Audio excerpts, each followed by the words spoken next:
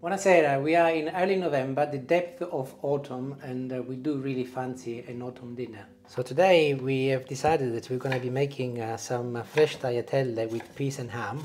The reason why I'm using carrot is because I like to add a little bit of sweetness to my dish, and the onion will do the same, but also I've got a clove of garlic which will add some flavour.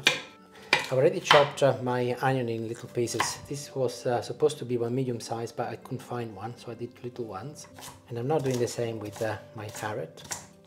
Did I mention mushrooms, by the way, Julie? No mention of mushrooms there. Mushrooms. That is part of the dinner as well. They will add a lovely earthy flavour to the dish as well. So mushroom and peas. Sorry, I'll start again. Peas and onion and carrots will bring in the sweetness. The mushrooms will give that lovely earthy flavour, but also be making a besciamella sauce which will have some nutmeg, which will be also very earthy, so it should be quite good. How about that truffle oil that Gabriella made us buy? I think she always says it goes nicely with mushrooms. Oh, yeah. So Yeah, that's quite earthy as well. yeah, I think so. We will add that at the end instead of the raw olive oil. Great idea. But I'll start with some olive oil as normal in a saucepan first. Carrots and onion go in. Also my garlic clove, I'll squash it and I'll add it to the other vegetables. They're sizzling and I'll leave them to sizzle for a couple of minutes while I go and cut my mushrooms. I've just washed my mushrooms and I'm now slicing them in 1/2 centimeter slices. Julie and I had this little debate. She wanted to peel them and I said to her, don't you dare, it's a sacrilege, you do not peel mushrooms. But obviously we wash them instead. So after a couple of minutes my onions are nice and soft and I'll add my sliced mushroom, including the peel. I'm going to turn the heat up on high because I want the mushrooms to release all of their water now, so I'll get them going. So in the meantime I'll get my besciamella sauce ready and I'm going to measure 1/2 liter of milk. Are you doing that on the scales? Yeah, why not? Some of us would just use a jug normally. Read off the side. Is your eyesight struggling, dear? A little. Pinch of salt. And whilst everything is still cold, I will add now some plain flour, and I'm on 5 to 4. I want to end up 50 grams higher, so 575 or something similar. There you go, perfect. I mentioned earthy flavour, so alongside the mushrooms a little nutmeg, which generally goes very well with besciamella sauce in any case. A very famous British cook, beginning with D, Okay. always used to say, and I think the other famous cook used to say that you should put whole black peppercorns in. So when I used to make this, I always used to warm my milk. This is the long way round. Warm my milk with the black peppercorns, Right. and then make like a roux with butter. Oh yes, you said it before. Yeah, but this is so much easier, it must be said, This and it is tastes much just as easier. lovely. And This takes 2 minutes. I know. I used to spend all that time faffing about stirring. It's also very good. There are different ways, and my mum used to make it in a different way as well. But you can also add the rind of lemon if you want to give more of a Mediterranean flavour. This is quite a basic recipe, but it's very easy, very straightforward. You put everything together cold, and you can either warm it up on the hob separately. But today I will be adding it to my mix and mix it all in one pan. Oh. So the mushrooms and everything is cooking wonderfully, and the wonderful noise, I'll turn it down a bit, otherwise you won't be able to hear me. Yeah. So that's time to add the peas. These are peas from our garden. Julie bagged them on the 9th of July 2024 and they're still frozen by the way, but of course you do not have to come to our garden to get peas. You'll be hard pushed to get any more now. To get them anyway, but petit pois is ideal for this recipe if you want to replicate it and be very, very similar. So I'll just add them to my mix. I love peas. I need to grow more peas next year because we've nearly finished my batch. And I'll add a little bit more. I want a couple of 100 grams in there. So as my peas are frozen, I'll turn the temperature up again and I'll let them cook now for a good 5 minutes.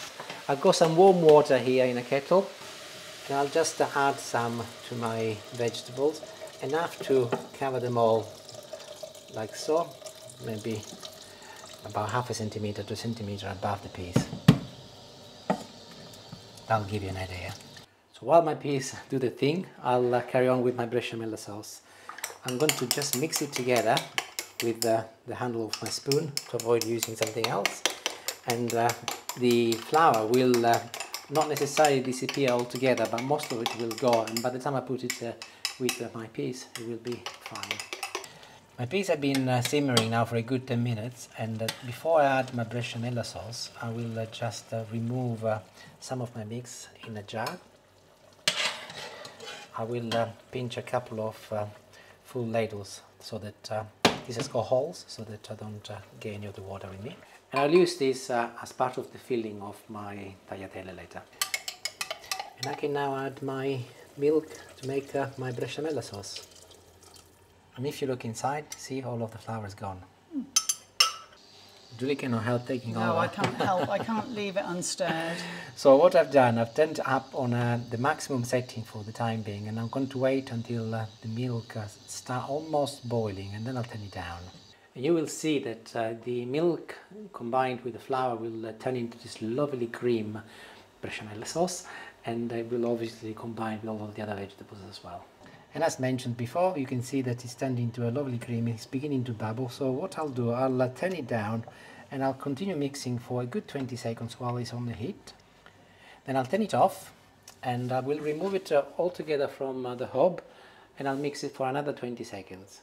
And if you look, the bechamel sauce has combined itself with all of my vegetables now. Well done. Wonderful. So back to my peas and mushrooms, which I removed earlier. I'm going to now pinch a little bit of my mixed bechamel sauce and I'll add it here. A couple of ladles will be enough. And I'm going to blend it. The reason why I've added the creamy bechamel sauce is because it will give me a base so that I can get lovely cream. And off I go. That is perfect. I think it will do fine. And I'm ready to start putting my fresh tagliatelle together. So I've got a little oven dish here, and I'll start by pouring in some of my bechamel sauce with my peas and carrots and mushrooms, just a little. In the meantime, I must remember to turn the oven on. And I mentioned fresh tagliatelle, so I'll position some of my fresh tagliatelle at the base, a bit like if you were making a lasagna. And I'll cover them with more of my bechamel sauce mix.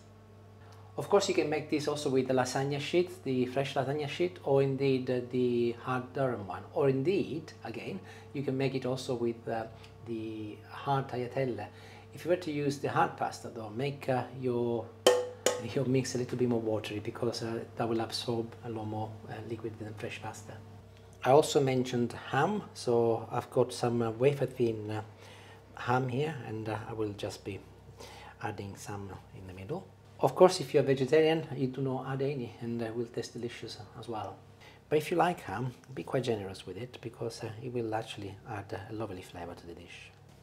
Push it down. Next, I'll pour a little bit of my mix, which I blended earlier. What about half? Yeah, preferably half. And I'll go ahead and I'll add the other half of my tagliatelle. There. What about your stragglers, Dylan? And the stragglers. Why is not one that? No. I'm just adding a little ham now in between each rosette of tagliatelle. Not a lot, because I did actually put quite a lot before, but that's fine like this. I need one of Julie's special spatulas. Enjoy. There you go. And I'll pour in the rest of my sauce first. And I'm going back with the spatula to ensure that the tagliatelle are properly covered with the sauce, followed by my blended sauce, and spread it all over the surface. It's an Italian dish, has got to have Parmesan cheese, so a generous sprinkle on the top. It's an Italian dish, has got to have mozzarella. So this is one bowl of mozzarella, which I'll slice it. Now, how many will this feed, dear? Well, I should do 3 to 4 people. But depends on how hungry you are, how big your mouth is. Well, it'd be nice if we could save a portion for my mum for tomorrow. Yes, of course. We are not going to eat all of these, are we? No, I think even you and me would struggle to eat all of that. But I have to say, the sauce is still warm, of course, and it's already releasing some lovely smell. I'm wondering if I should be covering with tin foil or not. I think I will. I'll put it in for half an hour, not the full 35 or 40 minutes I do lasagna with, but the first 15 minutes with tin foil, and then the last 15 minutes I will remove it. Temperature 180 as normal, fan oven, 200 if you've got a normal conventional oven. So I'll see you in about 35 minutes. Bye. Oh my gosh, that smells so good. And it is ready. There's been a little bit of an explosion, as you can see, as overflown, but I was ready. I put a little tray underneath because I did see it was fuller than normal, but perfectly okay. I think it's very, very hot, but normally I would wait maybe 5-10 minutes, but this isn't a lasagna, so I'm going to serve it straight away. And I'll dish a little portion now.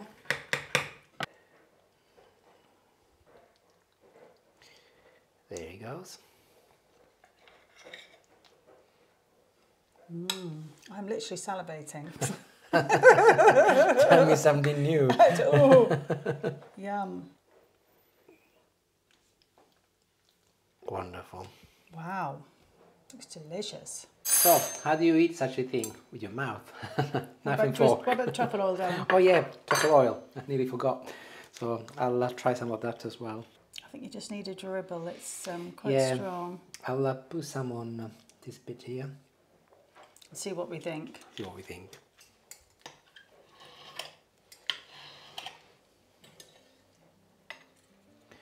I'll just get a little bit of my lovely sauce as well.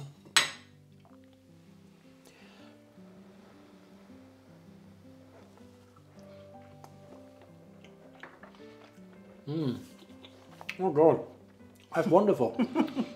And I can definitely taste the truffle oil. It's wonderful with or without, I think. It's really good. And I mentioned earthy flavour, sweetness come the peas and the onion and then the carrots. Absolutely lovely, delicious, one of the best. I highly, highly recommend it. And if you make it, you might want to maybe change some of the ingredients. If you do, let me know in the comments what you do with it. But if you make it like this, it would be absolutely delicious. Vegetarian version without the ham.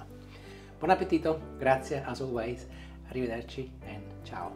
Buongiorno, you will have noticed a little message during the video with some post-eating feedback. The meal was absolutely delicious. I think I made the point when I tasted it. However, whilst we were eating it, both Julie and I noticed that some of the Rosetto tagliatelle, the ones which are a little bit denser, did not cook as well as some of the others. That is because they were quite compact and the fresh pasta has got a tendency not to expand. Not a problem because clearly we mixed it and it was delicious in any case, but a little tip to avoid that happening to you: as you are positioning your rosette on top of your dish, make sure that you pull them apart a little so that there is a gap and the sauce can get in between. Of course, if you're using the hard pasta, not a problem, but do remember to make it more watery. So a delicious meal, a delicious dish, but I thought it was only fair that I tell you the little tip, so if you make it, you will not find the same as we did. Thank you for watching once again, and ciao ciao for now, and this time is for real. Arrivederci.